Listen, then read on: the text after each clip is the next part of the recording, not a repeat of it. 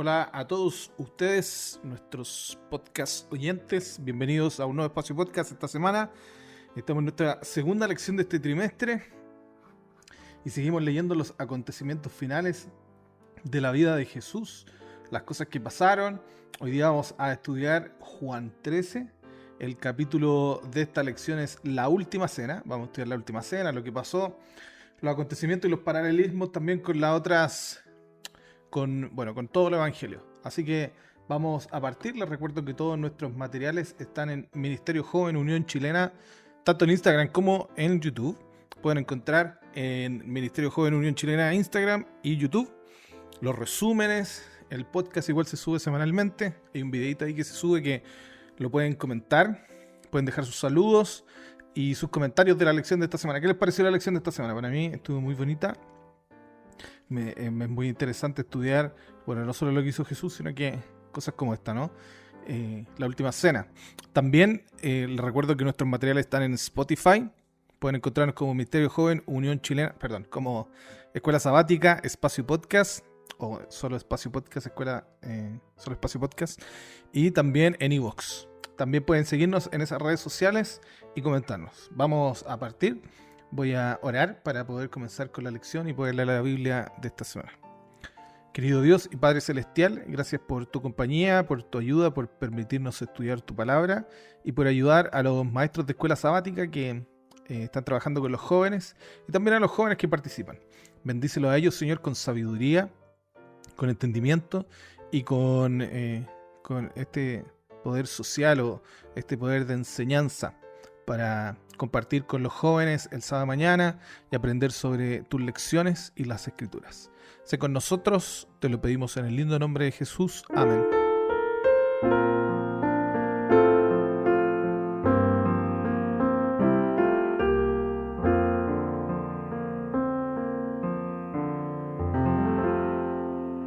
Muy bien, la lección de esta semana se llama La Última Cena.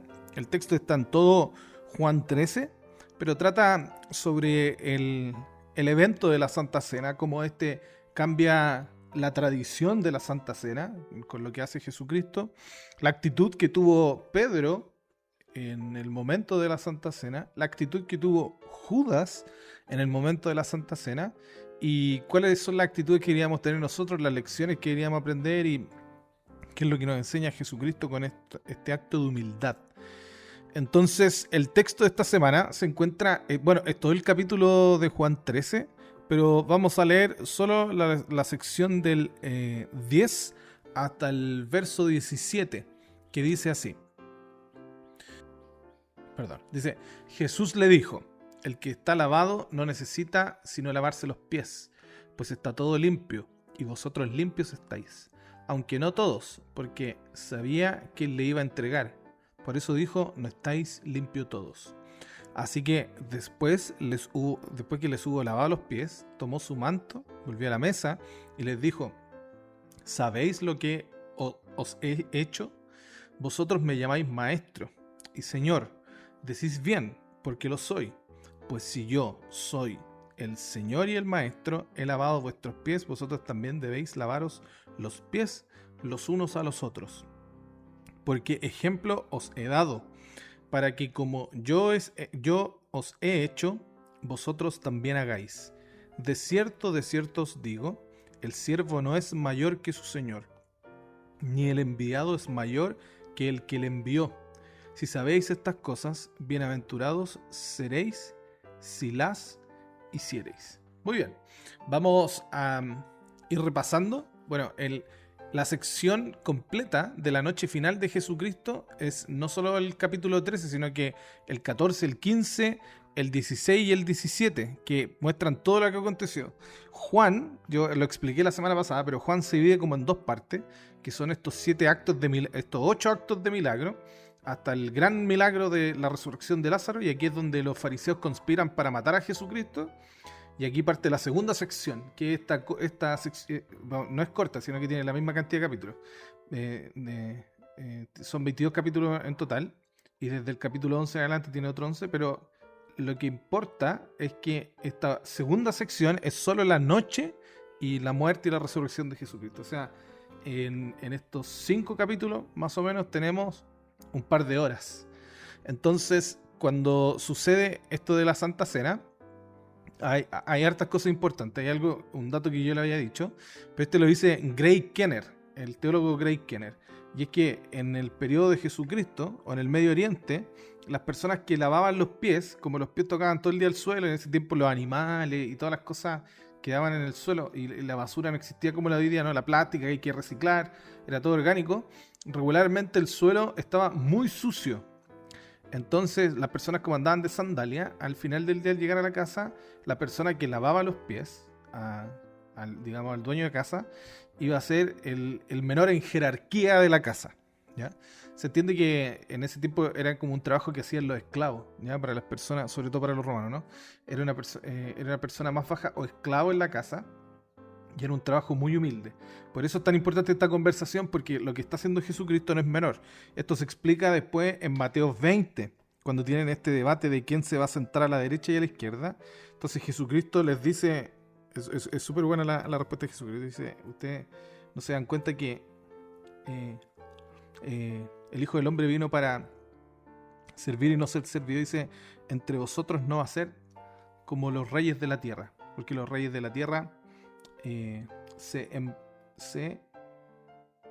enseñorean de los otros. Dice, entre ustedes no va a ser así, sino que el que va a ser mayor entre ustedes va a ser vuestro servidor. Que después, con un poema muy bonito, Pablo lo explica en Filipenses 2, del 6 al 9, diciendo que en Jesucristo se halló la humildad suprema, pero como una señal divina, a pesar de que él dice, él no escatimó a ser como Dios algo que aferrarse, sino que se despojó de sí mismo, tomando la forma de hombre, haciéndose siervo, haciéndose humilde hasta la muerte y la muerte de cruz. Entonces, ¿qué significó la humildad en ese momento? Que Jesucristo al final de la historia de la redención, dice, bueno, ahí en Filipenses 2 dice, toda rodilla se doble ante él. Entonces, la primera lección de la Santa Cena es esta actitud de humildad. Ahora, quiero resaltar de que esto que hace Jesucristo, el símbolo final de la humildad de Jesucristo es la muerte por las personas que no lo merecían, ¿ya? Romanos 5:8 dice, siendo nosotros aún pecadores, Cristo murió por nosotros. Estaba examinando el verso en griego para ver si estaba bien traducido, porque hay una versión que es la NBI, que se supone que es una de las más profesionales. Dice, pero Dios muestra su amor por nosotros en esto, en que cuando todavía éramos pecadores, Cristo murió por nosotros. No es que, sí, igual está mal traducida. ¿Por qué? Porque no es que como que nosotros fuimos pecadores y dejamos de serlo. La frase dice, epi amartolón, ontón, gemón. Entonces, ¿qué significa? Bueno, aunque, epi, o aún, amartolón, pecadores, en plural, dice ontón, gemón, siendo nosotros, ¿ya? Entonces, ¿cómo sería una mejor traducción o una mejor interpretación? Es la que hace la Reina Valera, que es buena porque es una de las versiones más antiguas, que también la hace la versión de nuestro pueblo. Dice, siendo nosotros aún pecadores. Es como una exaltación de lo que hizo Jesucristo para explicar esta idea. En la Reina Valera actualizada dice, mas Dios encarece su amor para con nosotros en que siendo aún pecadores, Cristo murió por nosotros. Esa es la idea del verso.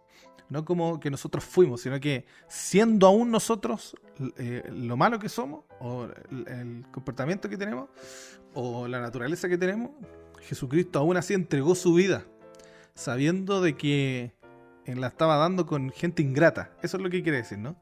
Entonces es interesante, porque justo en esa noche se muestra, bueno, hay varios personajes, ¿no? Está el discípulo que se apoya en el pecho de él, el discípulo que le pregunta quién lo va a traicionar y el discípulo que lo va a traicionar.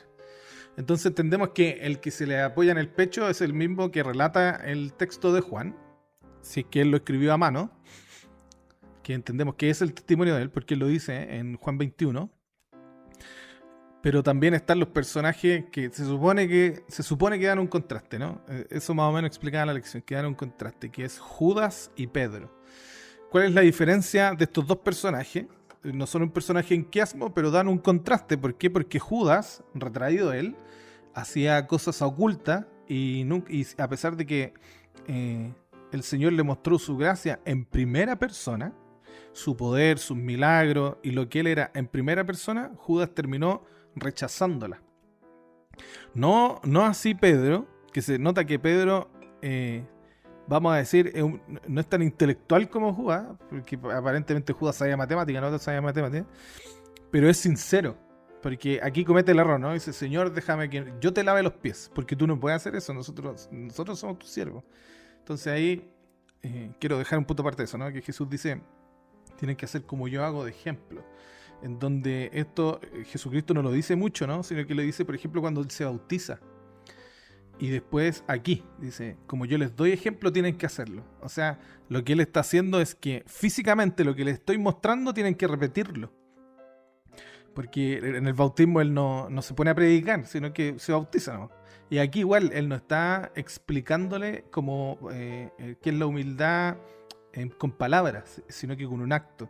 Y no solo eso, sino que les dice que esto tienen que hacerlo hasta el fin de los días cuando él regrese. Entonces, este acto de humildad les demuestra cómo deberían ser. Entonces Pedro lo entiende, ¿no? Pero Pedro otra vez exagera con su corazón sincero y él dice, ya, entonces lávame completo. Y ahí Jesucristo le tiene que explicar, el que ya está limpio no necesita que lo laven. Y enseña que este es el acto de humildad para lavarse los pies y ellos tienen que ahora hacerlo entre ellos. Entonces le hace la reflexión de que ellos no son mayor que Jesucristo. Que el mismo Jesucristo está diciendo que con este acto les demuestra la superioridad por medio de la humildad. Porque si hay un valor divino, hay varios valores divinos, ¿no? Hay varios valores celestiales. En 1 Corintios 13, cuando se habla del amor, hay 3 principios celestiales, ¿no? Que él dice, sobre todo queda esto, dice, al final del capítulo 13, la esperanza, dice, la fe y el amor. Dice, pero por sobre todo esto, el amor. Entonces otro principio que aquí enseña Jesucristo es la humildad. ¿Y qué muestra la humildad? La humildad demuestra superioridad en el cielo. Hay una cita de Ellen White que es una de mis favoritas que dice que tiene que ver con el amor en todo caso. Pero es como... tiene algún sentido con esto. Dice que en el cielo los puestos más elevados no están para aquellos que tienen familiares o amigos, sino que para los que más aman.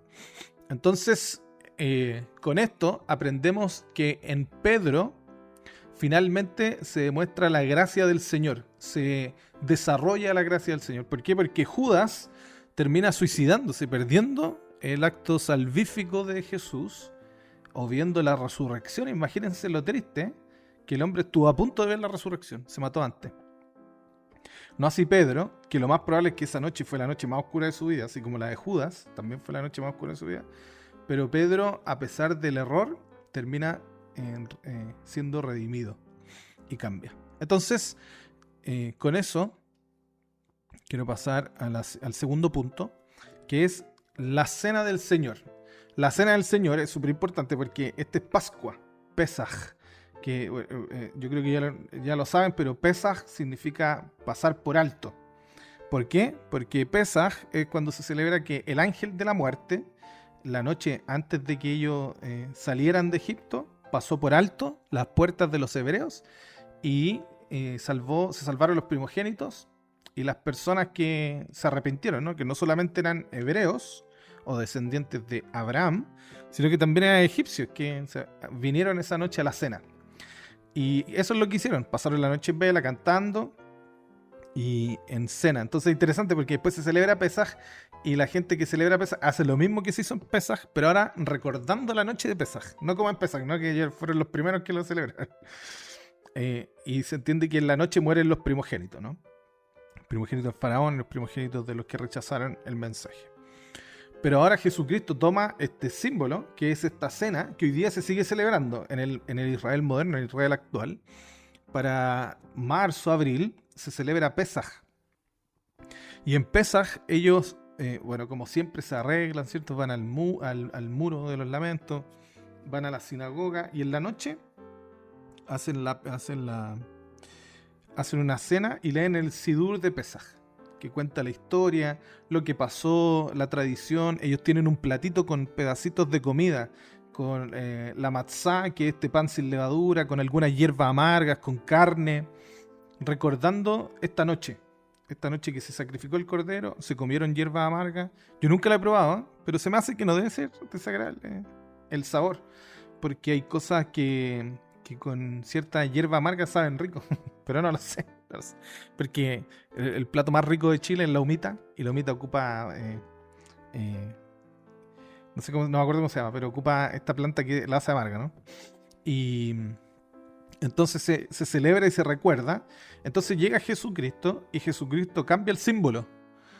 No elimina el símbolo, sino que ahora lo cambia. Entonces les dice a ellos, ahora ustedes van a celebrar esto, pero miren, el pan, que es la matza, es un pan delgado, es como una galleta de soda.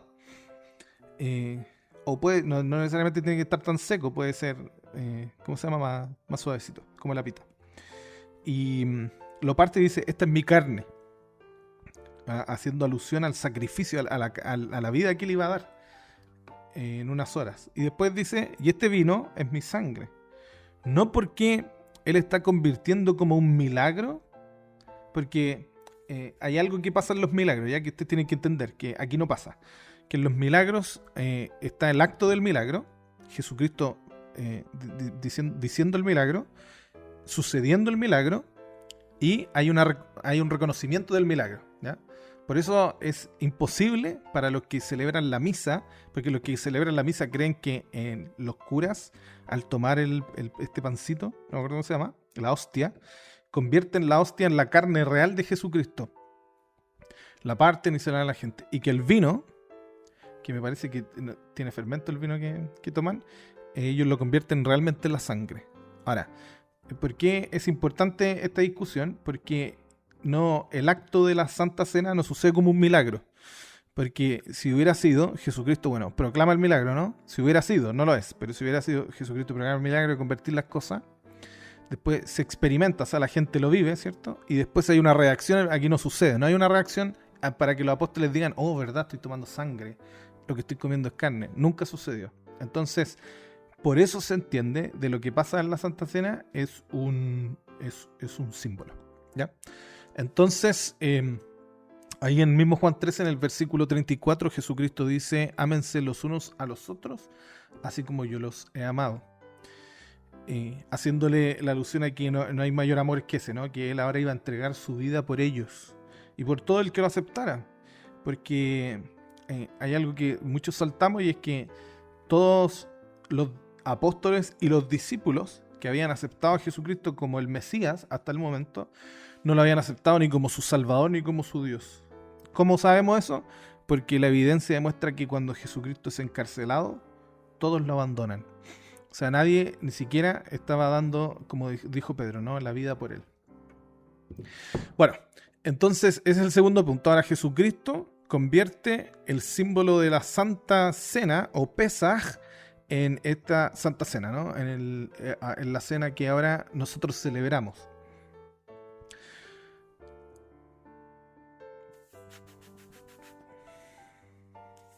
Ya, hay varias cosas que quiero decir. Primero,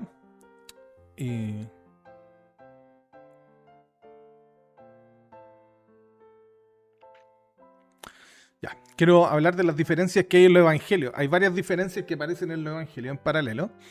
Esta misma historia aparece en Mateo 26, en Marcos 14 y en Lucas 22. Pero hay cosas que se omiten, hay cosas que se repiten, hay cosas que no están en todo. Por ejemplo, el acuerdo entre Judas y los sacerdotes está en Mateo 26. Dice que le dan 30 piezas de plata. En el Marcos dice que él busca cómo entregarlo, pero no menciona las 30 monedas. Y en Lucas dice algo interesante. Dice que Satanás entró en el corazón de Judas. Bueno, hay cosas que quizás no son tan importantes, pero hay que entender que el único que menciona las monedas es Mateo. En Marcos el relato un poquito más breve y directo. Y dice que el gallo cantó 2 veces. Que es algo muy característico de Marcos. Pero las cosas que podemos sacar, por ejemplo, de Lucas es que, bueno, Satanás entró en el corazón de Lucas. En todo caso, en Juan dice que Satanás ya lo había engañado. Eso es lo que dice, ¿no? Que es como lo que entendemos nosotros, que es lo que hizo Satanás. En Lucas aparece la discusión de quién es el mayor, la enseñanza sobre el verdadero liderazgo, que también aparece en Mateo 20, que ya lo dije. La promesa a los 12 tronos. Dice, hagan esto en memoria de mí, que es después lo que toma Pablo. Y ¿qué es lo que no aparece en los sinópticos que sí aparece en Juan? El lavamiento de los pies, el diálogo entre Jesús y Pedro sobre el lavamiento, que Jesús lava los pies de Judas, sabiendo que lo va a traicionar. El mandamiento nuevo aparece en Juan, que no aparece en los sinópticos. Y la identificación del traidor con el bocado también aparece en Juan y no aparece en los otros, en los sinópticos me refiero a Mateo, Marcos, Lucas y Juan. Y tampoco dice, en esto conoceréis que son mis discípulos. Entonces, Jesús termina prediciendo que lo va a negar Pedro. Pedro dice que él va a dar su vida. Y finalmente Jesús le dice, mira Pedro, yo te voy a decir una cosa. Tú dices que vas a dar tu vida por mí, pero antes de que cante el gallo, me traicionarás, me negarás 3 veces. Aquí en Jerusalén, en la Jerusalén moderna, hay un lugar que se llama el Galicanto, que se propone que fue donde Pedro traicionó a Jesús y que era la casa del sumo sacerdote, y abajo está la prisión donde pasó Jesucristo la noche. Aunque he escuchado algunas variantes, ¿no? Que justo donde estaba el patio o afuera del patio del templo, donde Jesucristo estuvo aprendido la noche. Pero bueno, independiente de eso, sabemos que Jesucristo pasa la noche ahí y al otro día es crucificado. Entonces quiero terminar con esto. Lo que hace Jesucristo no es solamente un acto de humildad, sino que una resignificación de lo que aconteció en Pesaj y no en Pascua, perdón. Y no solo eso, sino que una forma de enseñarnos a nosotros que su gracia es mayor que lo que nosotros entendemos. Si hay algo que yo no puedo explicar, como yo he pasado hartos años estudiando la Biblia y teología, si hay algo que a mí me cuesta explicar, no es que no lo pueda explicar, sino que me cuesta explicar en su extensión, es la gracia. Porque se habla mucho de que el amor de Dios es incondicional, y yo ya he debatido eso en el podcast, ¿no? Como que no puedo decir eso, no puedo decir que es incondicional, porque están los hijos de Dios, los que no son hijos de Dios, los que rechazan. Entonces ya hay ciertas condiciones. Pero lo que puedo decir es que la gracia de Jesús, la gracia de Dios, es tiene aún mayor extensión de la que yo puedo comprender, ¿ya? Por ejemplo, los mismos judíos, que como pueblo, ahí en ese momento rechazan a Jesucristo y el Señor finalmente permite que llegue la condenación a Jerusalén, ¿no? A Jerusalén después de 40 años de que Jesús fue crucificado. Lo mismo pasa con Pedro. Pedro era uno de los discípulos más importantes, uno de los que vio la transfiguración, uno de los discípulos más cercanos a Jesucristo, como Juan. Y Pedro rechazó a Jesucristo públicamente, siendo que Jesucristo dice, ¿no? El que, ¿cómo es la frase? Dice, el que me confiesa en público, al frente de mi Padre, y lo confesaré. Pero el que me rechaza en público, y eso fue lo que hizo Pedro, lo rechazó en público. Entonces, quiero decir que la gracia de Dios tiene una extensión superior e incomprensible para mí. Que entiendo que su gracia significa que la salvación es gratuita, ¿no? Que puedo aceptar a Jesucristo y ya tengo acceso al cielo. Y así también los apóstoles y los discípulos. Pero hay cosas que no entiendo, como esta. Dice Elena de White, en esta última noche con sus discípulos Jesús tenía mucho que decirles, y si hubiese estado preparado para recibir lo que anhelaba impartirles, se habría librado de una angustia desgarradora, de desaliento e incredulidad. Pero Jesús vio que no podían soportar lo que él tenía para decirles.